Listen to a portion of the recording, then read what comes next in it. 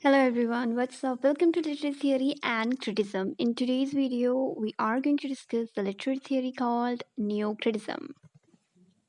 Before I get into the video, I want to acknowledge that this is an introduction to Neo-Criticism.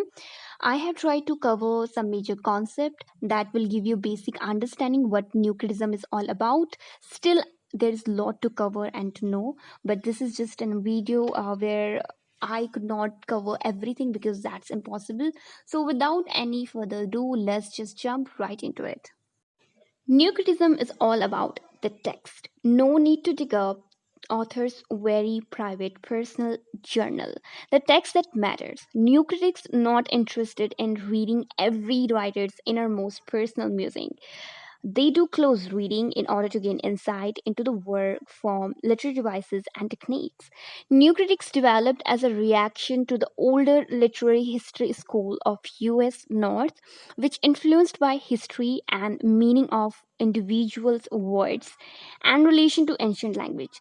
These approach tended to be distract from text and meaning of a poem.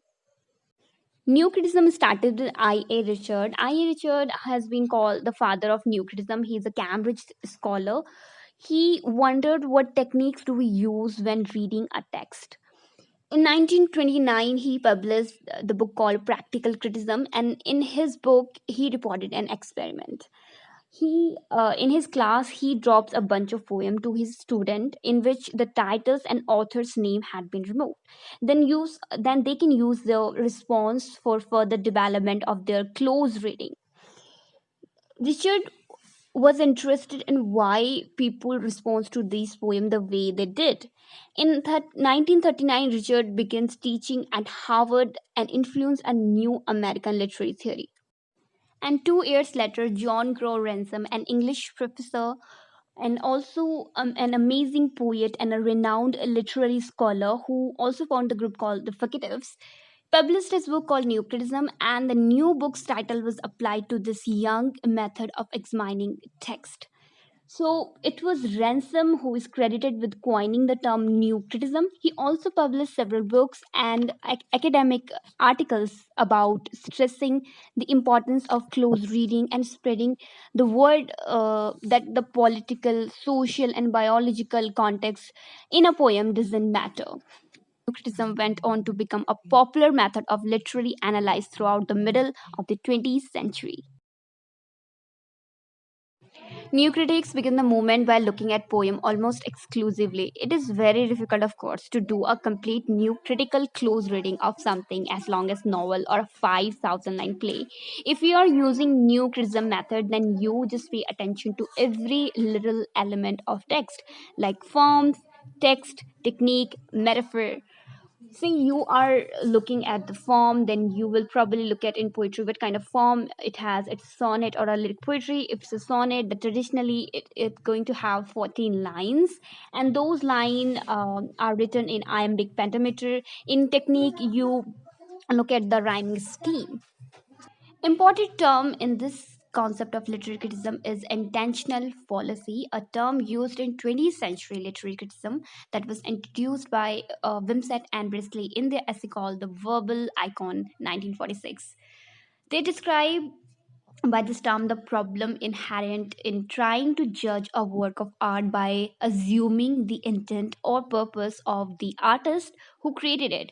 That means that the intention of the author is neither available nor the desirable. So the notion of this study studying a text through the lens of what an author intended to say is a fallacy. According to intentional fallacy, it is impossible to determine an author's reason for writing a text without directly asking him or her. Now, effective policy again introduced by Wimsatt and Bresley. An effective policy claims that we shouldn't waste time thinking about the effect a text may have on a reader because then we are polluting the text with our own personal baggage. So, according to them, effective policy means that the text was an autonomous entity and its merit and meaning was considered to be inherent. Thus, reader's reaction to a text was discounted as a valid measure of the text.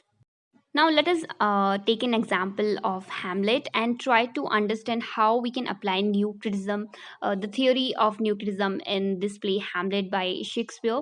So, to read Hamlet in new critical manner, you would probably focus on something specific aspect concerning poetic language in play, like metaphor, imagery, symbol, irony, etc., and find some particular places within the text in which you could examine it through a close reading. The play is also full of imagery, like Hamlet described Denmark as a prison, and also language. If you focus on the language, so much of the play's language in the elaborate, witty language expected to be royal court, King of Denmark using anaphora and mixed with metaphor. So you just have to pay attention to every little element of the play. You have to focus on the motives, symbol, languages, and image in the play.